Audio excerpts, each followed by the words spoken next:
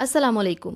As a مسلم ہم پر فرض ہے کہ ہم قرآن اور حدیث اور سیرت النبی کو پڑھ کر پیارے دین اسلام کو سمجھ سکیں، اور یہ تبھی ممکن ہے جب اللہ تعالیٰ توفیق دیتا ہے۔ اور اگر آپ ابھی تک ہمارے سیرت النبی سیریز کے ساتھ جڑے ہوئے ہیں تو یہ صرف اور صرف اللہ تعالیٰ کی دی ہوئی توفیق سے ہی ممکن ہے۔ رسالت مآب صلی اللہ علیہ وآلہ وسلم شعبے ابی طالب سے نکلنے کے بعد دوبارہ تبلیغ میں مصروف ہو گئے۔ حضرت ابو طالب ان کی مستقل حفاظت کرتے رہے، مگر پے در پہ مصیبتوں نے اور زمانہ محصوری نے 80 سالہ حضرت ابو طالب کو بیمار کر دیا، اور آہستہ آہستہ بیماری اتنی بڑھتی گئی کہ ان کا آخری وقت آ پہنچا۔ رسالت مآب صلی اللہ علیہ وآلہ وسلم اپنے مہربان اور شفیق چچا کی عیادت کے لیے ان کے پاس گئے۔ اس وقت ابو جہل اور عبداللہ بن امیہ بھی پاس بیٹھے ہوئے تھے۔ اس وقت ان کا آخری وقت تھا۔ رسالت مآب صلی اللہ علیہ وآلہ وسلم نے فرمایا، چچا جان، مرتے وقت لا الہ الا اللہ پڑھ لیجئے تاکہ میں آپ کے ایمان کی شہادت دوں۔ اس پر ابو جہل اور عبداللہ بولے، ابو عبد المطلب کے دین سے پھر جاؤ گے؟ اس پر حضرت ابو طالب بولے، میں دین عبد المطلب پر ہوں۔ بخاری اور مسلم نے ابن اسحاق سے روایت کی ہے کہ مرتے وقت حضرت ابو طالب کے ہونٹ ہل رہے تھے۔ حضرت عباس رضی اللہ تعالیٰ، جنہوں نے ابھی تک اسلام قبول نہیں کیا تھا، انہوں نے کان لگا کر سنا تو حضرت صلی اللہ علیہ وآلہ وسلم سے کہا، آپ نے جس کلمے کے لیے کہا تھا ابو طالب وہی کہہ رہے تھے۔ حضرت ابو طالب کی وفات رجب 1090 میں ہوئی۔ حضرت ابو طالب بلا شبہ رسالت مآب صلی اللہ علیہ وآلہ وسلم کی حفاظت اور حمایت کے لیے مکہ کے بڑے بڑے سرداروں کے مقابلے میں ایک مضبوط دیوار تھے۔ انہوں نے آپ صلی اللہ علیہ وآلہ وسلم کی محبت میں سارے عرب کو اپنا دشمن بنا لیا۔ آپ صلی اللہ علیہ وآلہ وسلم کی خاطر محصور تک ہوئے، 3 سال تک آب و دانہ بند رہا، جگر گوشوں تک کو آپ صلی اللہ علیہ وآلہ وسلم پر جان نثاری کے لیے پیش کیا۔ چنانچہ ان کی وفات جہاں آپ صلی اللہ علیہ وآلہ وسلم کے لیے افسردگی کا باعث بنی، وہاں اسلام کی حفاظت کا بھی ایک مضبوط ستون گر گیا۔ ایک روایت کے مطابق حضرت ابو طالب کی وفات کے 2 ماہ اور دوسری روایت کے مطابق 3 دن بعد رمضان 1090 کو ام المومنین حضرت خدیجہ رضی اللہ تعالی عنہا بھی وفات پا گئیں۔ وفات کے وقت ان کی عمر تقریباً 65 سال تھی۔ انہیں مقام ہجون میں دفن کیا گیا۔ خود رسالت مآب صلی اللہ علیہ وآلہ وسلم نے قبر میں اتارا۔ ان دونوں کی وفات نہ صرف رسالت مآب صلی اللہ علیہ وآلہ وسلم کے لیے بلکہ دیگر مسلمانوں اور اسلام کے لیے ایک بہت بڑا المیہ تھا۔ چنانچہ رسول پاک صلی اللہ علیہ وآلہ وسلم نے اس سال کو عام الحزن یعنی غم کا سال فرمایا کرتے تھے۔ حضرت خدیجہ رضی اللہ تعالی عنہا کے بارے میں آپ صلی اللہ علیہ وآلہ وسلم فرمایا کرتے تھے کہ اپنے زمانے کی عورتوں میں حضرت مریم علیہ السلام افضل ہیں، اور اس زمانے کی عورتوں میں سے حضرت خدیجہ رضی اللہ تعالی عنہا افضل ہیں۔ حضرت خدیجہ الکبریٰ رضی اللہ تعالی عنہا بلا شبہ فاضلہ اور عالمہ تھیں، اور انہی میں سے میری ساری اولاد ہے سوائے حضرت ابراہیم علیہ السلام کے۔ آپ صلی اللہ علیہ وآلہ وسلم نے فرمایا کہ میں نے سب لوگوں کے احسانات کا بدلہ چکا دیا ہے سوائے حضرت خدیجہ رضی اللہ تعالیٰ عنہ کے۔ حضرت ابو طالب اور حضرت خدیجہ رضی اللہ تعالیٰ عنہ کے دنیا سے اٹھ جانے کے بعد قریش کو کس کا پاس تھا؟ ابن اسحاق کی ایک روایت ہے کہ ان کی وفات کے بعد قریش نے رسول اکرم صلی اللہ علیہ وآلہ وسلم کو ایسی اذیت پہنچائی کہ حضرت ابو طالب کی زندگی میں کبھی ان کا تصور بھی نہیں کر سکتے تھے۔ اب تو ان کے حوصلے اور بھی بلند ہو گئے، کیونکہ ان دونوں ہستیوں کے بعد انہیں نہ تو کسی سے کوئی خوف تھا اور نہ ہی کسی کا کوئی ڈر تھا اور نہ ہی کوئی روکنے والا تھا۔ اگرچہ رسالت مآب صلی اللہ علیہ وآلہ وسلم صحابہ کرام رضی اللہ تعالیٰ عنہ کو اذیت دینے میں تمام مشرکین متحد اور ایک سے بڑھ کر ایک تھے، مگر کچھ ایسے تھے جنہوں نے نہایت ہی ظلم ڈھائے، جیسے کہ ابو لہب۔ یہ رسالت مآب صلی اللہ علیہ وآلہ وسلم کا چچا تھا، اس کا نام عبد العزیٰ تھا، رنگ نہایت گورا اور آگ کے انگاروں کی طرح دہکتا تھا، اس لیے عبد المطلب نے ان کا نام ابو لہب رکھا۔ یہ رسالت مآب صلی اللہ علیہ وآلہ وسلم کا سب سے بڑا مخالف تھا۔ چونکہ آپ صلی اللہ علیہ وآلہ وسلم کا چچا تھا، اس لیے لوگ ان کی باتیں نہایت ہی توجہ سے سنتے تھے۔ رسالت مآب صلی اللہ علیہ وآلہ وسلم حج کے دوران عمرے کی ادائیگی کے لیے آئے ہوئے وفود اور قبائل کے پاس تشریف لاتے اور انہیں اسلام کی دعوت دیتے۔ جب آپ صلی اللہ علیہ وآلہ وسلم ایک وفد کو اسلام کی دعوت دے کر دوسرے وفد یا گروہ کے پاس چلے جاتے تو نہایت ہی خوبصورت، تندرست، توانا، رنگ گورا اور دہکتے ہوئے گال، قدآور نیلی آنکھیں، سر کے بالوں کی 2 چوٹیاں رکھے ہوئے ایک شخص پہلے گروہ کے پاس آتا تو کہتا، میرا نام ابو لہب ہے، میں اس شخص کا چچا ہوں، یہ ہے تو میرا بھتیجا مگر جھوٹا ہے نعوذ باللہ۔ اس کی بیوی ام جمیل بھی روزانہ جنگل میں جا کر آپ صلی اللہ علیہ وآلہ وسلم کے راستے میں بچھانے کے لیے کانٹے لاتی تھی۔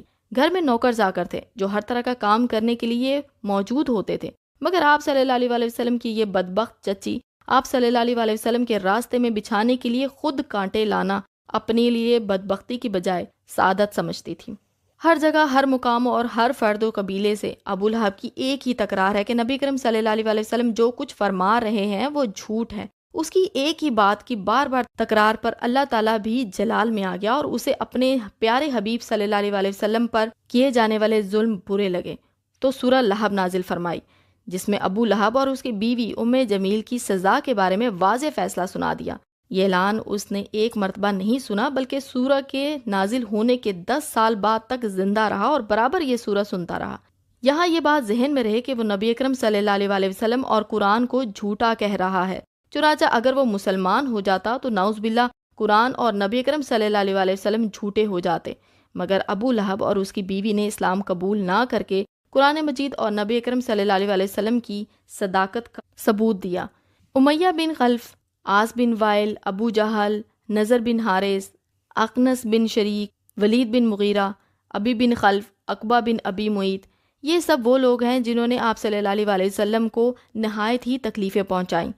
حضرت ابو طالب اور حضرت خدیجہ رضی اللہ تعالیٰ عنہ کی وفات کے بعد کفار انتہائی دلیر اور بے خوف ہو چکے تھے۔ ان کے ظلم مزید شدت پکڑتے جا رہے تھے۔ رسالت مآب صلی اللہ علیہ وسلم ان سے نا امید ہو گئے تو آپ صلی اللہ علیہ وسلم نے سوچا کہ طائف میں بڑے بڑے عمرا اور سردار رہتے ہیں، انہیں دعوت دی جائے، شاید وہ لوگ اسلام کی دولت سمیٹ لیں۔ چنانچہ شوال 10 نبی اور مئی کے آخری دنوں میں 619 عیسوی میں طائف تشریف لے گئے۔ طائف مکہ سے تقریباً 60 میل دور ایک نہایت ہی سرسبز و شاداب علاقہ تھا۔ وہاں اس وقت بنو ثقیف کا قبیلہ آباد تھا۔ یہ بھی بتوں کی پوجا کیا کرتے تھے اور لات ان کا مشہور بت تھا۔ اس وقت طائف پر بنو ثقیف کے عبد یالیل، مسعود اور حبیب بن عمر 3 بھائیوں کی اجارہ داری تھی۔ آپ صلی اللہ علیہ وسلم نے انہیں اسلام کی دعوت دی۔ اس وقت عبد یالیل غلاف کعبہ بٹ رہا تھا۔ اس نے نہایت ہی رعونت سے گھٹیا انداز میں جواب دیا کہ اگر اللہ نے تمہیں رسول بنا کر بھیجا ہے تو میں خدا کی قسم غلاف کعبہ کے ٹکڑے ٹکڑے کر دوں گا۔ ان کے دوسرا بھائی مسعود، اس نے نہایت ہی مذاق اڑانے کے انداز میں جواب دیا کہ کیا اللہ کو تمہارے سوا رسول بنانے کے لیے کوئی اور آدمی نہیں ملا تھا؟ تیسرے بھائی حبیب بن عمر نے یہ کہہ کر بات کرنے سے ہی انکار کر دیا کہ میں تم یعنی کہ آپ صلی اللہ علیہ وسلم سے بات ہی نہیں کرتا۔ اگر واقعی تم اللہ کے رسول ہو تو تم پر یعنی آپ صلی اللہ علیہ وسلم پر ایمان نہ لانے سے نقصان کا اندیشہ ہے، اور اگر تم یعنی کہ آپ صلی اللہ علیہ وسلم جھوٹے ہو نعوذ باللہ تو پھر بھی تم سے بات نہیں کرنا چاہتا۔ آپ صلی اللہ علیہ وسلم ان تینوں بھائیوں کی گفتگو سے بہت زیادہ افسردہ ہوئے اور انہیں مخاطب کر کے فرمایا، میرے ساتھ جو برتاؤ تم نے کیا وہ تو کیا، اب یہ سارا معاملہ راز رہے، اس کو افشا نہ کرنا۔ ان تینوں نے اس گفتگو کو راز میں رکھنے کے بجائے اوباش لڑکوں کو آپ صلی اللہ علیہ وسلم کے پیچھے لگا دیا۔ ان اوباش لڑکوں نے آپ صلی اللہ علیہ وسلم کو گالیاں دیں اور پتھر مارے۔ آپ صلی اللہ علیہ وسلم پتھروں سے لہو لہان ہو گئے، اس قدر خون بہا کہ آپ صلی اللہ علیہ وسلم کے جوتوں میں جم گیا۔ آخر آپ صلی اللہ علیہ وسلم نے ایک باغ میں انگور کی بیل کے نیچے پناہ لی۔ تھوڑی دیر کے بعد قریش مکہ کی ایک عورت جو طائف میں ایک سردار کے ساتھ بیاہی ہوئی تھی گزری تو آپ صلی اللہ علیہ وسلم نے اس سے مخاطب ہو کر فرمایا، تو نے دیکھا کہ ہمیں تیرے سسرال سے کیا ملا ہے؟ اس عورت نے کچھ نہ کہا اور شرمندگی سے آگے بڑھنے لگی، کیونکہ اہل طائف نے عربوں کی مشہور صفت مہمان نوازی کو بھی بالائے طاق رکھ کر آپ صلی اللہ علیہ وسلم پر ظلم ڈھائے۔ جب یہ اوباش لوگ آپ صلی اللہ علیہ وسلم کو تکلیف پہنچا کر خون سے لہو لہان کر کے چلے گئے تو آپ صلی اللہ علیہ وسلم نے تھوڑا سا سکون کا سانس لیا۔ اس وقت آپ صلی اللہ علیہ وسلم بنو ثقیف کے رویے اور سلوک سے نہایت ہی افسردہ تھے۔ آپ صلی اللہ علیہ وسلم نے ہاتھ اٹھائے اور اللہ تبارک و تعالیٰ سے عرض کی کہ میں لوگوں کے سامنے اپنی بے بسی، بے چارگی اور ناقدری کا شکوہ کرتا ہوں۔ اے رب العالمین، تو ہی سب کا رب ہے اور میرا رب بھی تو ہی ہے۔ کیا مجھے ایسے اشخاص کے حوالے کر رہا ہے جو مجھ سے سختی سے پیش آتے ہیں، یا کسی ایسے دشمن کے حوالے کرتا ہے جو مجھ پر قابو پالے؟ اے اللہ، اگر تو مجھ سے ناراض نہیں تو مجھے کسی مصیبت کی پرواہ نہیں، مگر تیری طرف سے اگر عافیت میسر آ جائے تو اس میں میرے لیے کشادگی ہے۔ میں پناہ مانگتا ہوں تیری ذات کے اس نور کی جو اندھیروں میں اجالا اور دنیا اور آخرت کے معاملات کو درست کرتا ہے۔ مجھے اس سے بچا کہ تیرا غضب مجھ پر نازل ہو جائے۔ میں تیری مرضی پر راضی ہوں یہاں تک کہ تو مجھ سے راضی ہو جا۔ رسالت مآب صلی اللہ علیہ وسلم افسردہ، غمگین اور لہو لہان بیٹھے تھے کہ جبرائیل علیہ السلام پہاڑوں کے فرشتے کے ساتھ حاضر ہوئے اور عرض کی کہ بنو ثقیف نے آپ صلی اللہ علیہ وسلم کے ساتھ جو کچھ کیا ہے وہ اللہ تعالیٰ نے سن لیا ہے۔ اب آپ صلی اللہ علیہ وسلم حکم فرمائیں تو میں دونوں طرف کے پہاڑ ان پر الٹ کر انہیں صفا ہستی سے ہی مٹا دوں۔ اس پر آپ صلی اللہ علیہ وسلم نے فرمایا، اے اللہ ایسا نہ کرنا، میں امید کرتا ہوں کہ ان کی نسل سے ایسے لوگ پیدا ہوں گے جو تیری عبادت کریں گے۔ اور دعا کی، اے اللہ میری قوم کو ہدایت فرما، بے شک وہ نہیں جانتے۔ رسالت مآب صلی اللہ علیہ وسلم نے جس باغ میں پناہ لی وہ دو بھائیوں عقبہ بن ربیہ اور شیبہ بن ربیہ کے ملکیت تھا۔ وہ دونوں اہل طائف کا نبی کریم صلی اللہ علیہ وسلم کے ساتھ سلوک اپنی آنکھوں سے دیکھ رہے تھے۔ چنانچہ عقبہ نے شیبہ سے کہا، اے شیبہ، یہ شخص صلی اللہ علیہ وسلم جو ہمارے باغ میں پناہ گزین ہے، اس کے ساتھ اہل طائف نے کیا سلوک کیا ہے؟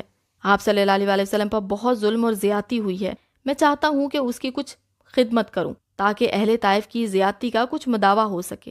چنانچہ اس نے اپنے غلام عداس کو آواز دی اور کہا، کچھ تازہ اور میٹھے انگور لو اور تشت میں سجا کر انگور کی بیل کے نیچے جو مظلوم شخص یعنی کہ آپ صلی اللہ علیہ وسلم بیٹھے ہیں اسے پیش کر دو۔ چنانچہ عداس تازہ انگور تشت میں سجا کر آپ صلی اللہ علیہ وسلم کی خدمت میں حاضر ہوا۔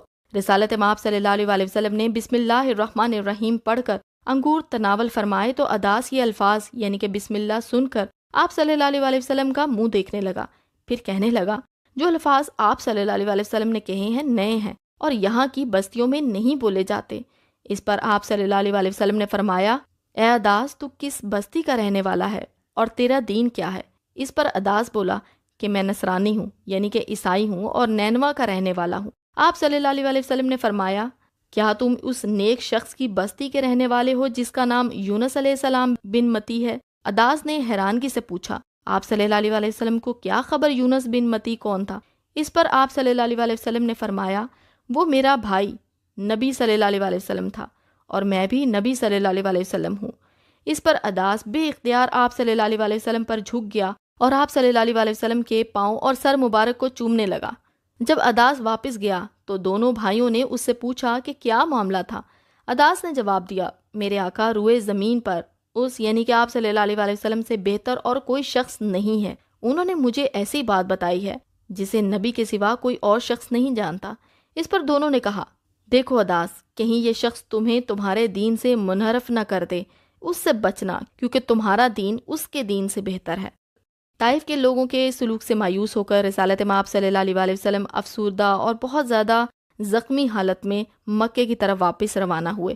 دوران سفر جب آپ صلی اللہ علیہ وسلم اصیل کبیر کے مقام سے گزرے تو اس وقت آپ صلی اللہ علیہ وسلم قرآن پاک کی تلاوت فرما رہے تھے۔ اس وقت جنات کا ایک گروہ آپ صلی اللہ علیہ وسلم کے اوپر سے گزرا اور تلاوت قرآن پاک کی آواز سنی تو رک گئے اور آپس میں گفتگو کرنے لگے کہ ہم گزشتہ کئی سالوں سے اس صورتحال سے دوچار ہیں، ہمارے خیال میں اس کی وجہ یہی شخص ہے۔ جنات اور شیاطین عالم بالا یعنی کہ اس کائنات سے پرے روحوں اور فرشتوں کا جہان کی طرف سفر کرتے رہتے تھے اور وہاں سے فرشتوں کو اللہ تبارک و تعالیٰ کی طرف سے جو احکامات جاری ہوتے اس میں کچھ نہ کچھ سن لیتے اور پھر وہی باتیں کاہنوں اور عاملوں کو جا کر بتا دیتے۔ اب یہ عامل اور کاہن ان باتوں میں کچھ اپنی طرف سے اضافہ کر کے لوگوں کو بتاتے اور اس طرح ان کا کاروبار چلتا، مگر گزشتہ کئی سالوں سے ان کے عالم بالا کی طرف پرواز پر پہرے لگ گئے تھے اور جب بھی وہ عالم بالا کی طرف پرواز کرتے تو شہاب ثاقب کی صورت میں ان کی طرف انگارے پھینکے جاتے اور انہیں واپس دھکیل دیا جاتا۔ اس طرح آسمانوں پر نبی کریم صلی اللہ علیہ وسلم کی بعثت کی صورت میں جو نئی تبدیلی آئی وہ اس سے بے خبر تھے، مگر اس کے ساتھ ہی وہ اس تبدیلی کے بارے میں غور و فکر کر رہے تھے کہ دنیا میں ایسی کیا تبدیلی آئی ہے کہ ان کے ساتھ یہ سلوک کیا جا رہا ہے۔ چنانچہ جب انہوں نے رسالت مآب صلی اللہ علیہ وسلم کی زبان مبارک سے تلاوت سنی تو بہت متاثر ہوئے۔ اللہ تبارک و تعالیٰ نے اس بات کا ذکر سورہ احقاف اور سورہ جن میں کیا ہے۔ اس وقت موجود جنات نے نہ صرف خود اسلام قبول کیا بلکہ واپس جا کر اپنی قوم میں بھی باقاعدہ طور پر اسلام کی تبلیغ کرنے لگے۔ یہ گروہ جس نے اسلام قبول کیا یہ دین موسیٰ کے ماننے والے تھے۔ اس سے قبل جب آپ صلی اللہ علیہ وسلم مکہ سے عکاظ جا رہے تھے اسی وقت گروہ جنات نے تلاوت قرآن سنی اور متاثر ہو کر اسلام قبول کر لیا۔ ان کا تعلق مشرکین سے تھا۔ بعد میں آپ صلی اللہ علیہ وسلم اکثر جنات کی طرف تبلیغ کے لیے تشریف لے جایا کرتے تھے۔ طائف کا دن آپ صلی اللہ علیہ وسلم کی زندگی میں ایک فیصلہ کن موڑ یعنی کہ ٹرننگ پوائنٹ ہے۔ اس دن تک گویا اللہ تعالیٰ نے اپنے نبی کو لوگوں کے حوالے کیا ہوا تھا کہ ہمارے نبی سے جو چاہو کر لو، تمہیں کھلی چھوٹ ہے، جس طرح چاہو انہیں ستا لو، جس طرح چاہو انہیں آزما لو، ان کے صبر اور ان کی استقامت کا امتحان لے لو۔ ذہن میں رکھیے یہ 10 90 ہے، گویا آپ صلی اللہ علیہ وسلم 10 سال تک اس کیفیت سے دوچار رہے کہ اللہ کی کوئی بھی غیبی مدد نہیں آئی، اور جو بھی اس دنیا کا دستور ہے اسی کے مطابق زمین پر قدم بقدم چل کر جو بھی مسائل پیش آتے رہے، اور جو بھی ناکامیاں ہوتی رہیں، اور جو بھی رسوائیاں ہوتی رہیں، جو بھی الزامات لگتے رہے، اور جو بھی تمسخر اڑایا جاتا رہا، جس طرح بھی ستایا جاتا رہا، وہ سب کچھ حضرت محمد صلی اللہ علیہ وسلم کے ساتھ ہوا۔ طائف کا دن آپ صلی اللہ علیہ وسلم کے لیے اس اعتبار سے بھی فیصلہ کن موڑ ہے کہ گویا وہ آخری حد آ پہنچی، اور اب آپ صلی اللہ علیہ وسلم کو اللہ کی طرف سے خصوصی تحفظ حاصل ہو گیا۔ رسالت مآب صلی اللہ علیہ وسلم نئے سرے سے تبلیغ رسالت کے ارادے سے طائف سے مکہ کی طرف روانہ ہوئے تو زید بن حارث رضی اللہ تعالیٰ عنہ، جو آپ صلی اللہ علیہ وسلم کے جاں نثار غلام تھے، اس پر درد سفر میں آپ کے ہمراہ تھے۔ رسالت مآب صلی اللہ علیہ وسلم پر پڑنے والے پتھروں کے آگے ڈھال بنتے رہے اور شدید زخمی بھی ہوئے۔ انہوں نے عرض کی کہ آپ صلی اللہ علیہ وسلم مکہ کیسے جائیں گے؟ جواب میں آپ نے فرمایا کہ اے زید رضی اللہ تعالیٰ عنہ، تم جو حالت دیکھ رہے ہو، اللہ تعالیٰ ضرور اس سے کشادگی اور نجات کی راہ بنا کر اپنے دین کی مدد کرے گا اور اپنے نبی صلی اللہ علیہ وسلم کو غالب فرمائے گا۔ آخر نبی اکرم صلی اللہ علیہ وسلم مکہ کی طرف روانہ ہوئے اور کوہ ہیرا کے دامن میں ٹھہر گئے۔ یہاں بنو خزاع کے ایک شخص سے ملاقات ہوئی۔ آپ صلی اللہ علیہ وسلم نے اس سے فرمایا کہ میرا ایک کام کرو گے؟ اس نے جواب دیا کہ ہاں۔ آپ صلی اللہ علیہ وسلم نے اس سے فرمایا کہ مکہ کے رئیس اخنس بن شریک کے پاس جاؤ اور اسے کہو کہ مجھ کو پناہ دے اور واپس آ کر مجھے جواب دینا۔ اس نے جا کر اخنس کو پیغام دیا تو اس نے یہ کہہ کر انکار کر دیا کہ میں حلیف ہوں اور حلیف پناہ دینے کا اختیار نہیں رکھتا، یعنی کہ جو معاہدہ ہوا تھا اس کا فریق تھا وہ۔ اس شخص نے واپس جا کر آپ صلی اللہ علیہ وسلم کو اخنس کے جواب سے آگاہ کیا۔ آپ صلی اللہ علیہ وسلم نے اسے پھر بھیجا مکہ کے رئیس کے پاس، سہیل بن عمر، اور ان کو بھی یہی پیغام دیا۔ وہ شخص سہیل بن عمر کے پاس گیا اور نبی کرم صلی اللہ علیہ وسلم کا پیغام دیا، اس نے بھی انکار کر دیا۔ اب کی بار آپ صلی اللہ علیہ وسلم نے اسے فرمایا کہ میرے لیے موتم بن عدی کے پاس جاؤ اور اسے بھی وہی پیغام دو۔ موتم بن عدی نے جواب دیا کہ ہاں، حضرت محمد صلی اللہ علیہ وسلم مکہ تشریف لے آئیں، میں انہیں پناہ دیتا ہوں۔ اس کے ساتھ ہی وہ اپنے بیٹوں، بھتیجوں وغیرہ کو لے کر خانہ کعبہ کی طرف روانہ ہوا۔ پھر بیٹوں اور قوم کے لوگوں کو ہتھیاروں سے لیس کر کے خانہ کعبہ کے گوشوں میں کھڑا کر دیا۔ پھر رسالت مآب صلی اللہ علیہ وسلم کے استقبال کے لیے آگے بڑھا۔ آپ صلی اللہ علیہ وسلم حضرت زید بن رضی اللہ تعالیٰ عنہ کے ساتھ خانہ کعبہ میں داخل ہوئے تو موتم بن عدی نے اپنی سواری پر کھڑے ہو کر اعلان کیا، اے لوگو سن لو، میں نے محمد صلی اللہ علیہ وسلم کو پناہ دی ہے، اب انہیں کوئی تنگ نہ کرے۔ رسول اکرم صلی اللہ علیہ وسلم سیدھے حجر اسود کے پاس آ گئے اور اسے چوما اور 2 رکعت نماز پڑھی۔ اس کے بعد اپنے گھر کی طرف تشریف لے گئے۔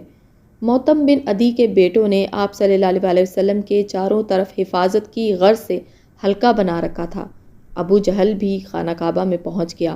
اس نے موتم بن عدی سے پوچھا کہ تم نے پناہ دی ہے یا خود بھی ان صلی اللہ علیہ وسلم کے پیروکار بن گئے ہو؟ اس پر موتم بولا کہ میں نے محمد صلی اللہ علیہ وسلم کو پناہ دی ہے۔ اس پر ابو جہل بولا، جسے تم نے پناہ دی اسے ہم نے بھی پناہ دی۔ رسالت مآب صلی اللہ علیہ وسلم نے موتم بن عدی کے اس احسان کو ہمیشہ یاد رکھا، اور اس کا ثبوت جنگ بدر میں ملتا ہے جب کفار کے 70 آدمی قیدی ہوئے۔ ان میں کچھ قیدیوں کو رہائی کے لیے حضرت جبیر بن موتم رضی اللہ تعالیٰ عنہ آپ صلی اللہ علیہ وسلم کی بارگاہ میں حاضر ہوئے تو آپ صلی اللہ علیہ وسلم نے فرمایا کہ اگر موتم بن عدی زندہ ہوتا پھر مجھ سے ان بدبودار لوگوں کے بارے میں گفتگو کرتا، میں اس کی خاطر سب کو چھوڑ دیتا۔ اس طرح آپ صلی اللہ علیہ وسلم موتم بن عدی کی وجہ سے اور ان کے بیٹوں کی وجہ سے مکہ میں دوبارہ داخل ہو پائے۔ ابھی بس اتنا ہی، انشاءاللہ اگلی ویڈیو میں دوبارہ حاضر ہوں گے۔ اللہ حافظ۔